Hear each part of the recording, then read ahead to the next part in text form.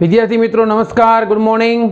केम छो मजामां? फरी एक वखत भौतिक विज्ञान विषयनी अंदर चेप्टर नंबर 3 धोरण 11 में लेक्चर नंबर 14 ની અંદર આપ સૌનું હાર્દિક સ્વાગત છે। લેક્ચર નંબર 13 ની અંદર આપણે બાળકો સ્વાધ્યાયના દાખલા ગણ્યા હતા। આજે આપણે સ્વાધ્યાયના દાખલામાં આગળ વધીએ। લાસ્ટમાં આપણે લગભગ ઓલો બે શહેર વચ્ચે દોડતી બસ અને એના સમયવાળો દાખલો ગણ્યો હતો કે એની ઝડપ અને સમય શોધો કે કેટલા સમયમાં બસો એ થી બી સ્ટેશનની વચ્ચે દોડતી હશે। હવે દાખલા એકદમ કોન્સેપ્ટ બેઝ ઉપર છે। હવે પછીના બધા દાખલા બરાબર આપણે એક પછી એક જોતા જઈએ। સ્વાધ્યાયના દાખલા નંબર છે 3.10। કોઈ એક ખેલાડી 29.4 મીટર પ્રતિ સેકન્ડની પ્રારંભિક ઝડપથી એક દડાને ઉધ્વ દિશામાં ફેંકે છે।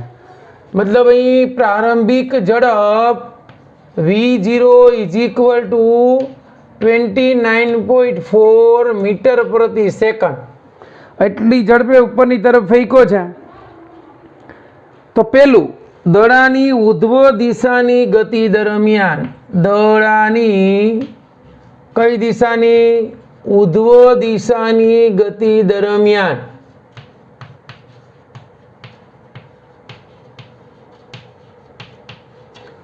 ઉધ્વ દિશાની ગતિ દરમિયાન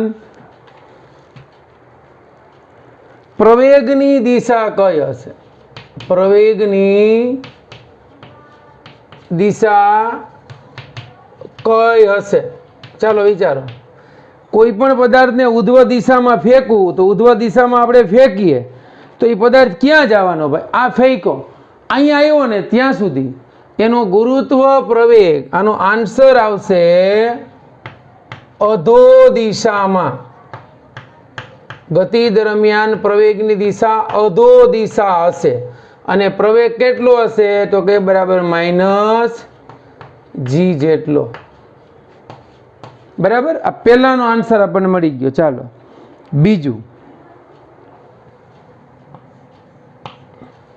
બીજું આપણને એમ કહ્યું છે કે તેની ગતિમાં મહત્તમ ઊંચાઈવાળા બિંદુએ દડાનો વેગ અને પ્રવેગ શોધો।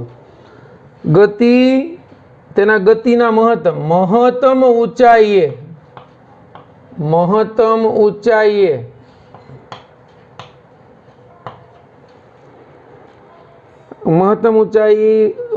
ઊંચાઈ વાળા બિંદુએ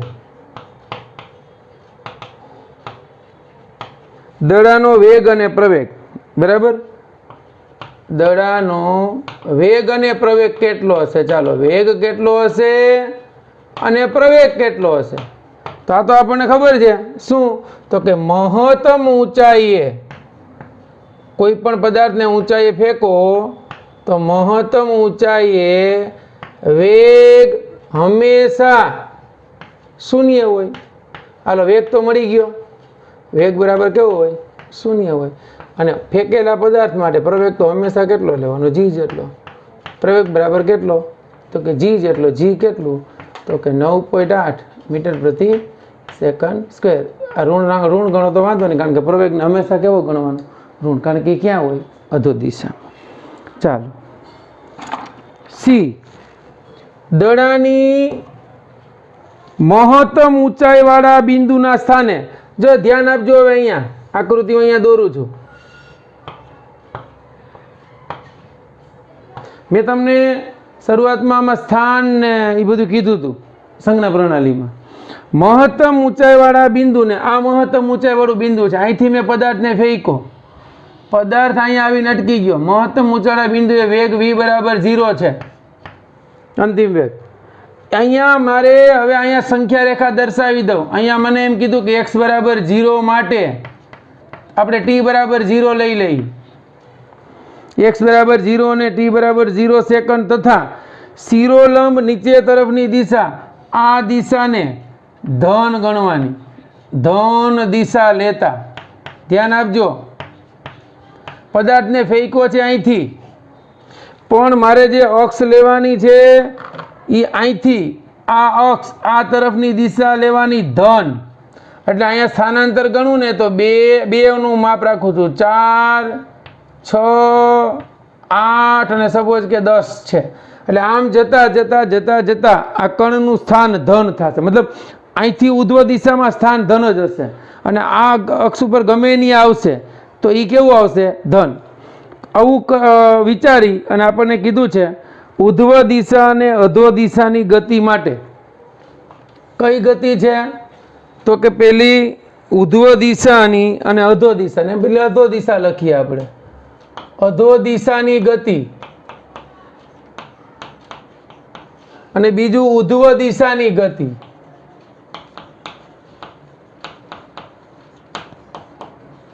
માટે સ્થાન, વેગ અને પ્રવેગના ચિહ્ન લખવાના છે ભાઈ, કાંઈ કરવાનું નથી. બરાબર. ચાલો, અધો દિશાની ગતિ માટે પહેલા તો આપણને જોઈએ તો એનું સ્થાન કેવું થશે. ચાલો જુઓ, દડાને અધો દિશામાં ગતિ કરવાની છે અહીંથી, તો અહીંથી જે છે આ 0 લીધું, નીચે તરફ છે બધા સ્થાન ધન થશે. એટલે અધો દિશાની ગતિ માટે એનું સ્થાન x > 0 થશે. બરાબર. ચાલો, આ બે પ્રકારની ગતિ છે ને એમાં સ્થાન, વેગ અને પ્રવેગ એની ચર્ચા આપણે કરવાની છે. હવે અધો દિશાની ગતિ માટે સ્થાન મળી ગયું. ચાલો, એનો વેગ તો અધો દિશાની ગતિ માટે એટલે પ્રારંભિક સ્થાન અહીંયા હતું, અંતિમ સ્થાન અહીંયા આવ્યું, તો આના કરતાં આનું સ્થાન ધન થયું એટલે 4 માંથી 2 જાય તો બાદબાકી ધન આવશે, મતલબ સ્થાનાંતર ધન થશે. એટલે અધો દિશાની ગતિ દરમિયાન વેગ > 0. ખબર પડી? અધો દિશાની ગતિમાં વેગ > 0 થયો. હવે શું શોધવાનું છે? ચાલો, પ્રવેગ. તો પ્રવેગ તો ગતિ ઉધ્વ કરે કે અધો કરે? પ્રવેગ તો હંમેશા કેવો હશે? > 0. અહીંયા લખી જ નાખું > 0. હવે ઉધ્વ દિશાની ગતિ, તો અહીંથી હું આમ ફેંકું પદાર્થને, મતલબ આમ જતો હોય ત્યારે સ્થાન તો ધન જ છે, આને 0 કીધું પણ અહીંથી આમ ફેંકીએ છીએ સ્થાન ધન આવશે. એટલે અહીંયા x કેવું થશે ભાઈ? > 0. ચાલો, હવે શું બાકી રહ્યું તો કે એનું સ્થાન > 0 આવ્યું. હવે વેગની વાત રહી, તો હવે અહીંથી આમ જાય છે ત્યારે પ્રારંભિક સ્થાન 6 હોય તો અંતિમ 4 આવ્યું, એટલે સ્થાનાંતર ઋણ આવશે. તો અહીંયા વેગ કેવો થશે ભાઈ? <0. સમજાણું બાળકો દાખલો? આવા ઘણા બધા દાખલા આમાં આવે છે, ખાસ કરીને ધ્યાન રાખજો અને વ્યવસ્થિત સમજજો. ઓકે, ચાલો, હવે આમાં ચોથો પોઈન્ટ છે ડી. આપણને કીધું છે કે દડો કેટલી મહત્તમ ઊંચાઈએ પહોંચશે અને કેટલા સમય બાદ ખેલાડીના હાથમાં આવશે. એટલે મહત્તમ ઊંચાઈએ પહોંચશે એટલે આપણે એ જ શોધવાનું છે અને ત્યાંથી આવતા લાગતો સમય શોધવાનો છે. અને જીનું મૂલ્ય આપણે લગભગ 10 મીટર/સેકન્ડ² લેવાનું કીધું. બરાબર. ઓકે, 9.8 કીધું. ચાલો ભાઈ, 9.8 લખ્યું છે. ઓકે, તો આપણે કેટલી મહત્તમ ઊંચાઈ પ્રાપ્ત કરશે એ જોવાનું છે. ઓકે, એક મિનિટ, આ રેડ પેનથી દેખાતું નથી એટલે આપણે લખીએ છીએ h કેટલું છે, t કેટલો છે અને g આપણે લેવાનું છે 9.8 મીટર/સેકન્ડ². ચાલો, હવે ઊંચાઈ માટે તો આ સૂત્ર વાપરવાનું. 2AD માં અંતિમ વેગ v = 0. પ્રારંભિક વેગ તો આપણને આપ્યો જ, કેટલા વેગથી ફેંક્યો તો? 29.4. જો રેડી. એ બરાબર કેટલા મૂકશું ભાઈ? તો કે -9.8 મીટર/સેકન્ડ². અને ડી બરાબર શું મૂકી દઈ? h. એટલે મળી ગયું. જો આ 0 -29.4 નો વર્ગ એના બરાબર 2. g એટલે -9.8 અને a એટલે d એટલે h. માઇનસ માઇનસ કેન્સલ, તો h = 29.4 એને ગુણ્યા 29.4 એના છેદમાં 2 × 9.8. આનું સાદું રૂપ આપો, 29.4 એને ગુણ્યા 29.4 ભાગ્યા 2 ભાગ્યા 9.8 એટલે આન્સર આવ્યો 44.1. કેટલું મળ્યું? મતલબ આટલા વેગથી ફેંકેલો પદાર્થ કેટલી હાઈટ પ્રાપ્ત કરશે? 44.1 મીટર. એ હાઈટ પ્રાપ્ત કરવા માટે આપણે શું શોધવાનું ભાઈ? લાગતો સમય. તો અંતિમ વેગ 0 થાય તો આગળ આવો દાખલો ગણ્યો તો v = v0 + at. અંતિમ વેગ 0 થાય, મહત્તમ ઊંચાઈએ આપણને આ મહત્તમ ઊંચાઈ કીધું, મહત્તમ ઊંચાઈ પહોંચવા માટે લાગતો સમય, તો મહત્તમ ઊંચાઈ માટે અંતિમ વેગ 0 થશે, એટલે v 0 થાય, અંતિમ વેગ 0 મૂકો તો પ્રારંભિક વેગ 29.4 છે. આ પ્રવેગ એ આપણે 9.8 માઇનસ લઈ લઈ અને આ સમય t થઈ ગયો, તો t ઇઝ ઇક્વલ ટુ 29.4 ભાગ્યા 9.8 કેટલું થયું? 29.4 4 ભાગ્યા 9.8 આપણને મળ્યું 29.4 ભાગ્યા 3 મીટર પ્રતિ સેકન્ડ સ્ક્વેર, 3 સેકન્ડ કેટલી થાય? હવે જોજો આ સમય આપણને શોધવાનો, આ સમય પણ લગભગ નથી કીધો, જો કેટલા સમય બાદ ખેલાડીના હાથમાં આવશે, એટલે આ 3 સેકન્ડ બાદ દડો, આ 3 સેકન્ડ બાદ દડો ક્યાં પહોંચશે? દડો મહત્તમ ઊંચાઈએ પહોંચશે.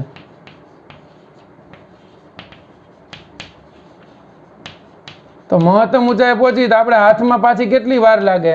તો મહત્તમ ઊંચાઈએ પહોંચ્યો પછી પાછો આપણે હાથમાં આવે એટલે એટલો જ સમય લાગે, તેથી પાછો એટલો સમય લાગે ને, તેથી દડાને મૂળ સ્થાને આવતા લાગતો સમય આના કરતાં બમણો આવતા, આવું આપણે ઉદાહરણમાં દાખલો ગણ્યો તો કહો, લાગતો સમય કેવો થાય? બમણો થાય. મેં તમને થિયરીમાં કીધું હતું, બમણો થાય એટલે કેટલી થશે? 6 સેકન્ડ. એટલે 6 સેકન્ડ પછી આ બોલ જે છે શું થશે? વ્યક્તિના હાથમાં આવશે. ખબર પડી ગઈ? ત્યાં ખાસ જોવાનું શું પૂછ્યું છે એ, બરાબર? ઘણી વખત ગોટો થઈ જાય, 3 સેકન્ડ આન્સર લખીને આવતા રહીએ. ચાલો લખી લ્યો, પછી આપણે આગળ વધીએ.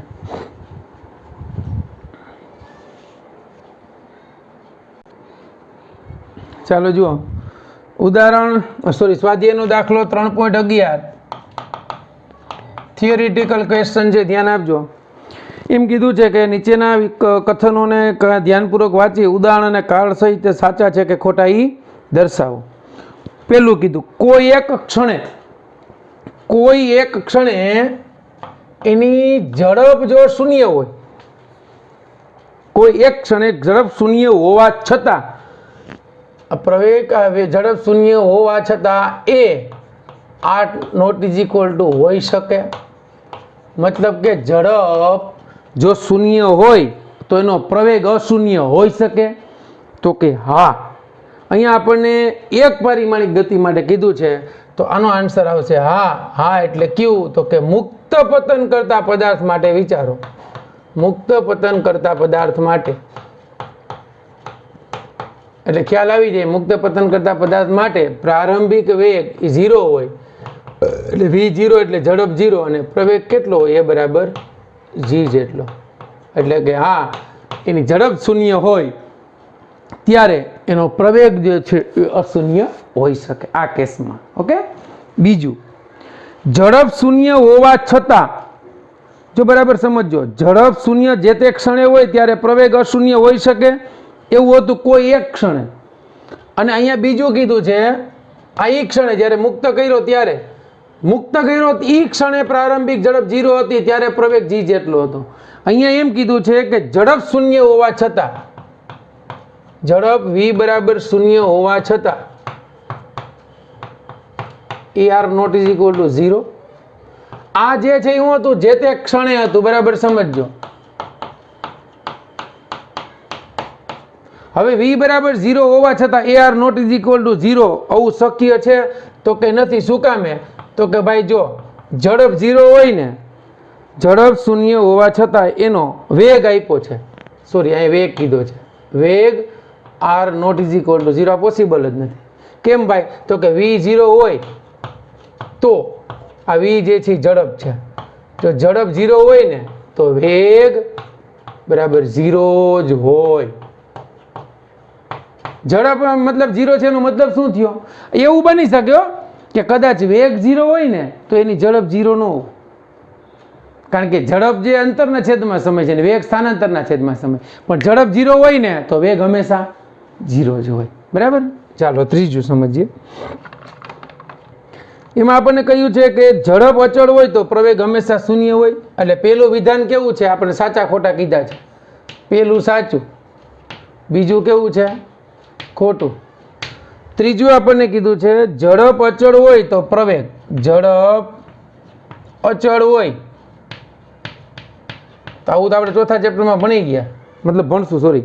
ઝડપ અચળ હોય તો પ્રવેગ હંમેશા શૂન્ય હોય, આ ખોટું છે. ઓકે, ઝડપ અચળ હોય તો પ્રવેગ હંમેશા શૂન્ય હોય. તો આમાં વિચારીએ આપણે કે કણની જે તે ક્ષણે ઝડપ અચળ હોય ને, બરાબર સમજો, જે તે ક્ષણની વાત છે તો વિધાન સાચું. જો ઝડપ અચળ હોય, આપણે કીધું ઝડપ અચળ હોય તો પ્રવેગ હંમેશા શૂન્ય હોય, તો કે હા. શું કામ? તો કે કોઈ તાત્ક્ષણિક ક્ષણે જે પદાર્થ માનો કે ક્યાંક ગયો ત્યાંથી હું થયો પાછો ફેંકાણો, એટલે વેગનો ફેરફાર શું થઈ ગયો? શૂન્ય થઈ ગયું. જો પદાર્થ, બરાબર સમજો, જો પદાર્થ, ત્યારે જ સાચું, જો પદાર્થ કોઈ ક્ષણે પાછો ફેંકાય ત્યારે પ્રારંભિક વેગ v હતો, અંતિમ વેગ -v હતો, એટલે વેગનો ફેરફાર શૂન્ય થઈ ગયો, ત્યારે એ બરાબર શું થાય? શૂન્ય થાય. એટલે આ કન્ડિશન માટે આ વિધાન સાચું છે, બધી કન્ડિશનમાં નહીં. ચાલો ચોથું, પ્રવેગના ધન મૂલ્ય માટે, પ્રવેગના ધન મૂલ્ય માટે, પ્રવેગના ધન મૂલ્ય માટે, પ્રવેગ ધન ક્યારે હોય? વેગનો ફેરફાર ધન હોય તો વેગનો ફેરફાર ધન ક્યારે હોય, અથવા વેગ ધન ક્યારે હોય? જો સ્થાન વધતું જતું હોય તો. મૂલ્ય માટે ગતિ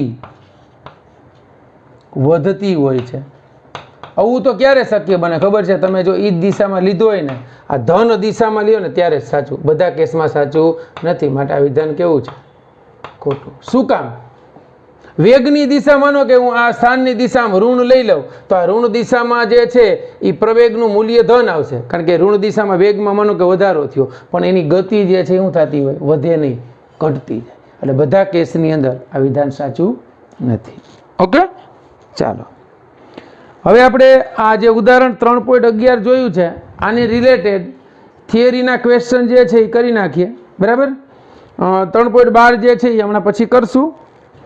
અત્યારે આપણે સમજી લઈએ 3.13. ઉદાહરણ સહિત બંને તફાવત સ્પષ્ટ કરો. બહુ સિમ્પલ છે, થિયરીમાં ભણી ગયા છીએ કે કોઈ એક સમયગાળામાં સ્થાનાંતરનું માન, કોઈ એક સમયગાળામાં સ્થાનાંતરનું માન અને કોઈ પણ કણ દ્વારા આટલા સમયગાળામાં કાપેલ પથ લંબાઈ, અને બીજું કોઈ એક સમયગાળામાં સરેરાશ વેગનું માન અને એટલા સમયગાળામાં સરેરાશ વેગની ઝડપ, એ અને બી બંને માટે દર્શાવો કે બીજી રાશિ પ્રથમ રાશિ કરતાં મોટી અને તેટલી જ છે. સમાનતાનું ચિહ્ન ક્યારે સાચું પડે? આ તો બધું ભણી ગયા છીએ. જો આ એ થી બી દરમિયાનની ગતિ હોય, ધ્યાન આપજો, જો આ સુરેખ ગતિ હોય ને બાળકો, સુરેખ ગતિ માટે આપણે લખી શકીએ કે પથ લંબાઈ બરાબર સ્થાનાંતર. આ ગતિ માટે. પરંતુ સુરેખ ગતિનો આવી ગતિનો માર્ગ થયો ને તો ન્યા શું થશે? તો કે ન્યા પથ લંબાઈ always greater than or equal to સ્થાનાંતર. આવું જ હશે. આવી ગતિ આપણને ખબર નથી થતી, વિચાર્યું કે એક આવું પોસિબલ બને કે બીજી કોઈ પણ પ્રકારની ગતિ હોય ને તો પથ લંબાઈ એને જેટલી એનાથી મોટી હોય અથવા એના જેવડી હોય, બાકી એનાથી નાની ન હોઈ શકે. આ જ વસ્તુ આ જ રીતે શેમાં થશે? તો કે આ જ રીતે સરેરાશ ઝડપ અને સરેરાશ વેગ. તો સરેરાશ ઝડપ બરાબર સરેરાશ વેગ થશે. ક્યારે? સુરેખ ગતિ માટે. જો કણ સુરેખ ગતિ કરતો હોય તો આ સાચું.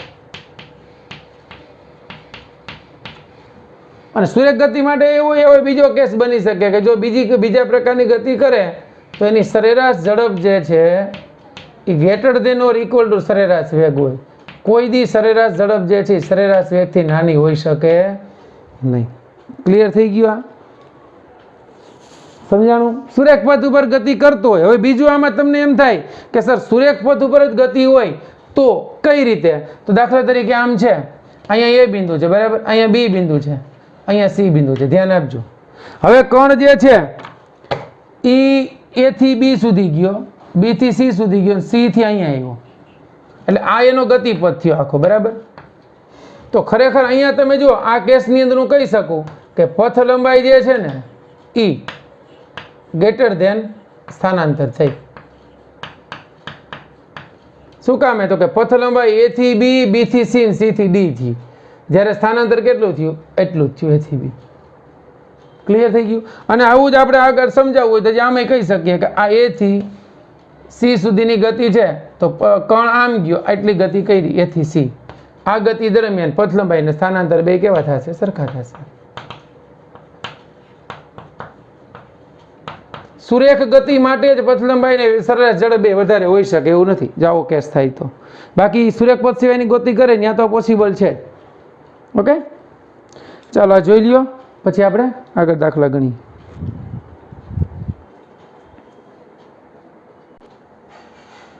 ચાલો બાળકો, આ દાખલો સમજવાનો પ્રયત્ન કરજો. એકદમ મસ્ત દાખલો છે, બરાબર. એમ કીધું છે 3.12 માં કોઈ એક દડાને 90 મીટરની ઊંચાઈ પરથી ફર્શ પર પડતો મૂકવામાં આવે છે. h બરાબર 90 મીટર, બરાબર. ફર્શ એટલે આમ તો નીચે ઓલું પાથરેલું હોય એ જગ્યા, બરાબર. ટૂંકમાં સપાટી ગણો, નીચેની સપાટી, બરાબર. એની ઉપર એ ફ્લોર ઉપર પડતો મૂકવામાં આવે છે. ફર્શ સાથેના પ્રત્યેક સંઘાત દરમિયાન, એટલે એક બોલ છે, એ બોલને હું હાથમાંથી પડતો મૂકું એટલે પ્રત્યેક સંઘાત એટલે નીચે ભટકાણો એટલે એક સંઘાત થયો, પછી પાછું ઉપર આવશે કારણ કે ટપી પડતો પડતો જાય ને. તમે આમ જોવા જાવ ને બાળકો તો ખરેખર જો આ યાદ રાખજો, અહીંયા અહીંથી હું પડતો મૂકું ને એટલે બોલ અહીંયા આવશે, ખાલી જસ્ટ સમજીએ છીએ. પછી બોલની ગતિ આમ હશે, અહીંથી આમ ગયો પછી પાછું અહીંયા આવશે, બોલની ગતિ જ આ રીતે થતી જાય.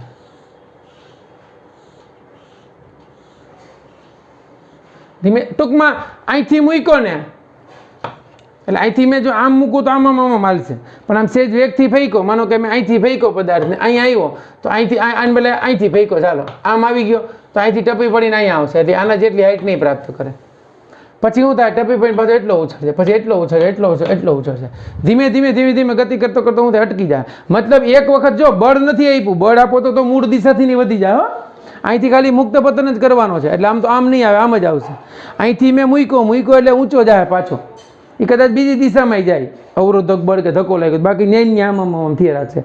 અથવા તો આમ ગતિ કરે, અહીંથી મૂક્યો મેં તો અહીંયા આવ્યો, પછી પાછો અહીંયા આવશે, પછી પાછો આમ, પછી અહીંયા આવશે, પછી આમ, પછી અહીંયા આવશે, આમ આમ વેગ ઘટતો જાય. એટલે અહીંયાથી અહીંયા આવ્યો ત્યારે એક સંઘાત થયો, પાછો અત્યારે બીજો, આ ત્રીજો, આ ચોથો, આ પાંચમો. તો આવા સંઘાત દરમિયાન એટલે કે બોલ જમીન સાથે એક વખત અથડાય છે ત્યારે એનો 10મા ભાગનો ઝડપ ગુમાવે છે. તો t બરાબર 0 થી t બરાબર 12 સેકન્ડના ગાળામાં ઝડપ વર્સિસ સમયનો ગ્રાફ દોરવાનો છે. ઝડપ વર્સિસ સમયનો ગ્રાફ દોરો એવું આપણને કીધું છે. સમયનો આલેખ દોરો.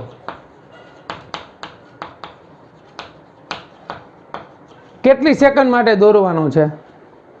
12 સેકન્ડ માટે. હવે સેકન્ડ તો કઈ આપણી રાહ જોવાની નથી એટલે આપણે ગ્રાફ દોરી નાખીએ. ધ્યાન આપજો, આ સમય છે, આ ઝડપ છે. અહીંયા સમયમાં આપણે ટાઈમ લખી નાખીએ એનો મતલબ અહીંયા 1 સેકન્ડ 12 સેકન્ડ સુધીનો દોરવાનો. 12 સેકન્ડ થાય એટલે આપણે કામ પૂરું કરી નાખવાનું. 4 5 6 7 8 9 10 11 અને 12. હજી અહીંયા તમારે આગળ વધારો તો અહીં કેટલી આવશે? 13 14 15 આવશે. આ સમય છે, બરાબર. સમય t એ આપણને સેકન્ડમાં આપ્યો છે. આ ઝડપ જે છે એ v એ મીટર પ્રતિ સેકન્ડમાં આપી છે, બરાબર. તો આપણે 12 સેકન્ડની અંદર કણનો ગ્રાફ કેવો હશે એ દર્શાવવાનું છે. ઓકે, તો આપણે શું કરવાનું શું છે? ફર્શ પરથી મુક્ત કરીએ છીએ. અહીં h બરાબર 90 મીટરની ઊંચાઈએથી દડાને મૂકતા ત્યાંથી મૂકો એટલે પ્રારંભિક વેગ બરાબર 0 થશે. તો પ્રારંભિક વેગ શૂન્ય થાય તો આપણે ગતિના સમીકરણ v² minus v0² is equal two 2AD પરથી અહીંયા જ્યારે જમીન ઉપર આવે ને ત્યારનો વેગ તમને મળશે. જો આ અંતરનો ગ્રાફ નથી, આ તો ગ્રાફ અલગ જ દોરવાનો ઝડપ વર્ષી સમયનો. તો અહીંયા આપણે અંતિમ વેગની કિંમત હું એમને રાખું, પ્રારંભિક વેગની 0 મૂકું, આ 2 ગુરુત્વ પ્રવેગ 9.8 અહીંયા h એટલે અહીંયા બંને ઋણ છે એટલે g માઇનસ 9.8 લઉં અને d માઇનસ લેવું લઉં, કારણ કે અમુક હાઈટ ઉપરથી મૂક્યો એટલે નીચેની ઊંચાઈ ઋણ આવશે. એટલે આના પરથી v² ઇઝ ઇક્વલ ટુ આ માઇનસ માઇનસ પ્લસ થઈ ગયા 2 ઇન્ટુ 90 ઇન્ટુ 9.8 2 ઇન્ટુ 90 ઇન્ટુ 9.8 એ મળ્યા 1764 ને એનું વર્ગમૂળ 1764 અને એનું વર્ગમૂળ v is equal to 42 metre પ્રતિ સેકન્ડ. હવે બાળકો પહેલો આપણે ગ્રાફ દોરવો હોય તો જ્યારે મુક્ત કરાવું છું, મુક્ત પતન કરાવું છું ત્યારે t બરાબર 0 સમયે એ સમયને 0 કહી દઉં તો t ઇઝ ઇક્વલ ટુ 0 સમયે એની ઝડપ એના બરાબર 0 હશે. ઝડપ એટલે કાપેલું અંતર t બરાબર 0 સમય મારા હાથમાં જ છે એટલે પહેલો પોઈન્ટ મારે દોરવો હોય તો અહીંયા આવશે ગ્રાફનો, બરાબર. પછી અહીંયા આપણે ઝડપનું મૂલ્ય દર્શાવીએ. ધારો કે અહીંયા 10 છે, અહીંયા 20 છે, અહીંયા 30 છે, અહીંયા 40 છે, અહીંયા 50 છે. ઝડપ આપણને મળી 42 મીટર પ્રતિ સેકન્ડ. પણ ક્યારે? તો કે આ 42 મીટર પ્રતિ સેકન્ડ દડો જમીનને ટચ થાય તે પહેલાની ઝડપ છે.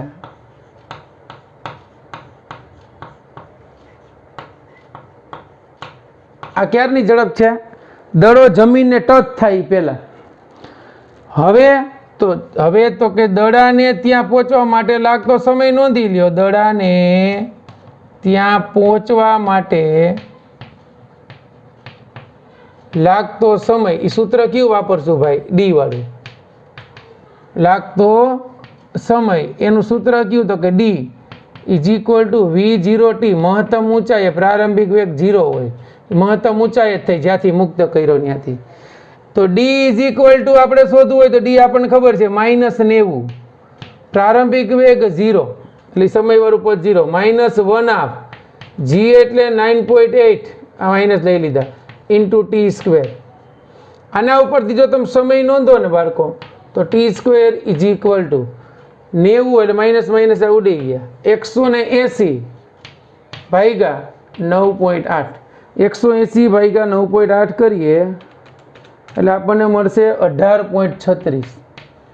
18.36 એટલે આ ટી કેટલું મળ્યું એનું વર્ગમૂળ કાઢો એટલે મળ્યું 4.285. 4.285 એટલે લગભગ 4.3 સેકન્ડ થયું. જે આપણને 2 પોઈન્ટ મળ્યા. શું? તો કે દડાને મુક્ત પતન કરાવ્યો ત્યાંથી 42 મીટર પ્રતિ સેકન્ડનો વેગ નીચે આવ્યો ત્યારે પ્રાપ્ત કર્યો એ ગાળામાં 4.285 સેકન્ડ થઈ. એટલે ધારો કે અહીંયા હું આમ દોરું છું સમજવા માટે કે આ 90 મીટર ઊંચો ટાવર છે, બરાબર. આ 90 મીટરની ઊંચાઈ છે, બરાબર. સમજો અહીંથી દડાને અહીં વ્યક્તિ આમ હાથ લાંબો કરીને અહીંથી મુક્ત પતન કર્યો તો દડો નીચે પહોંચ્યો. જો આ ખાલી સમજવા માટે દોરું. અહીંયા દડો પહોંચી ગયો ને એ માટે લાગતો સમયગાળો એને t1 કહી દઉં છું. એ સમયગાળો 4.3 સેકન્ડ થઈ એટલે 1 2 3 4 1 2 ને 3 અહીંયા સુધીનો સમય થયો. તો અહીંથી જ્યારે પદાર્થને ફેંક્યો ત્યારે ધીમે ધીમે વેગ વધ્યો અહીંયા પહોંચ્યો ત્યાં સુધીમાં વેગ કેટલો થઈ ગયો? 42 એટલે 41 ને 42 એટલે આ કાટખૂણો બની ગયો આવડો આ. એટલે આ ગ્રાફ આમ આવશે. અહીંયા સુધી ગ્રાફ આવી ગયો, આની જરૂર નથી આપણે એટલું. અહીંયા સુધી ગ્રાફ આવ્યો પણ આ ગ્રાફ દરમિયાન બોલ ક્યાં આવતો હતો? નીચે. આ નીચે તરફની ગતિ છે.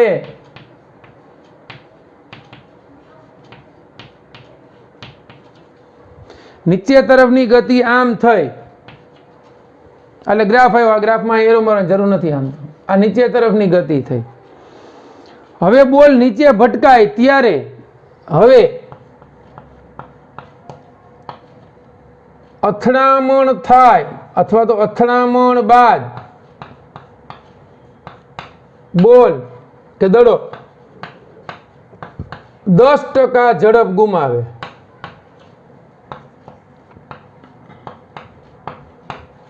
તેથી નવી ઝડપ કેટલી થશે? તેથી નવી ઝડપ v ડેશ બરાબર v માઇનસ v ની 10મા ભાગની ગુમાવી. એટલે 10v ના અહીં સાદુરૂપ આપું 10v માઇનસ v એના છેદમાં 10. એટલે આ ઝડપ એની થઈ 9v/10. એટલે હવે નવી ઝડપ મારે ગણવી હોય તો 9 એને ગુણ્યા 42.85 કેટલી હતી? 42 એને ગુણ્યા 9 ભાગ્યા 10. એટલે નવી ઝડપ થઈ 37.8 મીટર પ્રતિ સેકન્ડ. આ આપણને મળ્યું 9 અને આ v કેટલું હતું? 42 એના છેદમાં 10. એ આપણને મળ્યું 37.8. એ હવે શું થશે તો કે દડો અહીંયા આવી ગયો ને, ત્યાં એની ઝડપ કેટલી હશે? તો અહીંયા પહેલાં તો 10મા ભાગનો વેગ ગુમાવ્યો. એટલે એ સમયગાળો જે છે એ અહીંથી આમ કરી નાખીએ એટલો, કારણ કે વેગ ઘટી ગયો, મતલબ ઝડપ ઘટી ગઈ. એ ઝડપ ઘટીને 42માંથી કેટલી થઈ? અહીંયા 37.8 થઈ ગઈ. એટલે આ ગ્રાફ અહીંયા આવી ગયો. હવે શું થશે? હવે બોલ ક્યાં વયો ગયો તો ભાઈ? નીચે. નીચેથી ઉપર આવશે.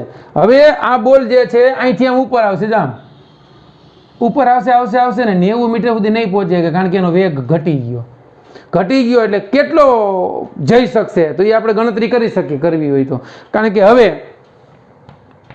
દડો 37.8 મીટર પ્રતિ સેકન્ડના વેગથી ક્યાં જશે? ઉપર તરફ જશે. તો 37.8 મીટર પ્રતિ સેકન્ડની ઝડપથી ઉપર જાય તો હવે એના માટે લાગતો સમય, તો મહત્તમ ઊંચાઈ પ્રાપ્ત કરવા લાગતો સમય એ મળી જાય ને આપણને. મહત્તમ ઊંચાઈ પ્રાપ્ત કરવા માટે પેલા સમય નોંધી લઈ, માટે લાગતો સમય. મહત્તમ ઊંચાઈ પ્રાપ્ત કરે તો એ કેટલું થશે? તો કે લાગતો સમય v બરાબર v0 પ્લસ at. એની અંદર મહત્તમ ઊંચાઈ પ્રાપ્ત કરે અંતિમ વેગ 0, પ્રારંભિક વેગ 37.8 માઇનસ પ્રવેગ 9.8 ઇન્ટુ t. તો આ સમય t બરાબર 37.8 એના છેદમાં 9.8. 37.8 ભાગ્યા 9.8 કરો. એ સમય મળ્યો 3.86 સેકન્ડ. એટલે 3.86 સેકન્ડમાં આટલી સેકન્ડ મળી ગઈ. હાલો આ સેકન્ડ કઈ થઈ? એ કેટલી ઊંચાઈ પ્રાપ્ત કરી આપણે એનું કંઈ કામ નથી. મહત્તમ ઊંચાઈ પ્રાપ્ત કરવા માટે લાગતો સમય પાછો, મતલબ પાછી ગતિ દરમિયાન અહીંયા સુધી આવ્યો. અહીંયા સુધીનો આ સમયગાળાને t2 કહી દીધો. એ t2 ગાળામાં આ બોલ ક્યાં જશે? તો કે ઉપરની તરફ જશે. આ નીચેની તરફ આવ્યો. હવે અહીંયા બોલ ઉપરની તરફ જાય. એ ગાળામાં આ સમયગાળો કેટલો હતો? તો કે 4.28. આ t1 હતો. એની અંદર આપણે આ t1 હતો એમાં t2 હજી ઉમેરો. t2 થયો 3.86. એટલે 6 ને 8 14 નો ચોકડો વિજાય, 8 ને 10 ને 11. આ મળ્યો 8.14 સેકન્ડ. કેટલી મળી? તો અહીંયા 5 6 7 8.14. એટલે અહીંયા આ ગ્રાફ તમારો હવે આમ આવશે. આ જે મળ્યું એ આ ક્યાં છે? તો કે ઉપર તરફની ગતિ થઈ,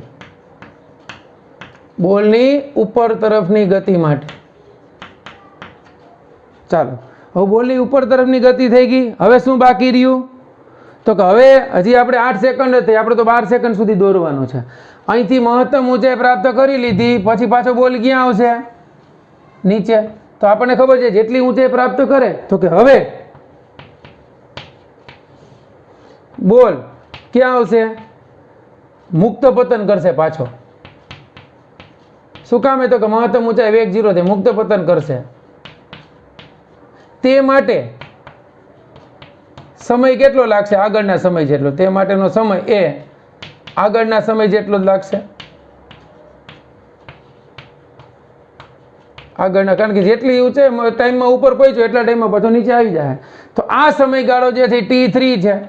તો એ જેટલો સમય, એટલે કે જેટલો સમય કેટલો? તો કે 3.86 સેકન્ડમાં ક્યાં આવશે પાછો? તો કે ઉપર તરફ ગતિ કરતો તો ક્યાં સેકન્ડમાં નીચેની તરફ આવશે. નીચેની તરફ આવી અને બીજો સંઘાત કરશે. કેટલો? અહીંયા કેટલું છે? હવે અહીંયા આમ લખી નાખો. આમ તો હું લખું પ્રથમ અથડામણ બાદ. હવે અહીંયા નીચે તરફ આવશે અને બીજી અથડામણ કરશે.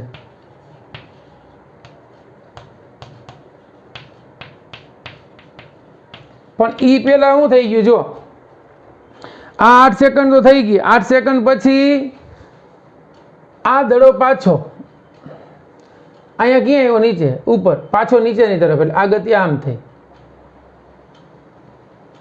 અહીંયા જ શું થઈ ગયું ભાઈ? તો કે લગભગ 12 સેકન્ડ થઈ ગઈ. જો અહીંયા બીજી અથડામણ કરશે, વેગ ગુમાવશે ને પછી તમને આમ ગ્રાફ કંઈક મળશે. બરાબર. હકીકતમાં નીચે ઉપર આની ગતિમાં સમય t1 લીધો, આ સમય t2 થયો અને આ સમય t3 થઈ ગયો. હકીકતમાં જમીન ઉપર પહોંચ્યો ને ત્યાં સુધીમાં 12 સેકન્ડ થઈ ગઈ. એટલે આ ગ્રાફ જે છે એ મેં વધારાના સમયનો દોર્યો છે. બરાબર. હવે તમને એમ થાય 37.8 વેગ હતો, એનો 10% વેગ ગુમાવે તો એ વેગ કેટલો મળશે? તો એ વેગ આપણને મળશે નવો વેગ v double dash is equal two v dash, એટલે આમ લખી નાખું 9v ડેશ માઇનસ 10, જેમાં આવ્યું હતું એમ. તો 9v ડેશ એટલે એ કેટલો વેગ હતો? 37.8 ગુણ્યા 9 ભાગ્યા 10, એટલે એ વેગ મળશે 34.02. એટલે બીજી અથડામણ બાદ આનો વેગ મળશે 34.02 મીટર પ્રતિ સેકન્ડ. એટલે ઈ આ મળશે અહીં ક્યાંક. આ જે 38 હતો ને એ હજી ઘટશે અને આ વેગ નવો તમને મળશે. એ કેટલો મળશે અહીંયા? આ 34.02. ક્લિયર? તો આ જે છે એ સ્વાધ્યાયના દાખલા નંબર 3.12 છે એનો ગ્રાફ. આ લેક્ચર આપણે અહીંયા સુધી રાખીએ છીએ. બરાબર. ચાલો, બેસ્ટ ઓફ લક.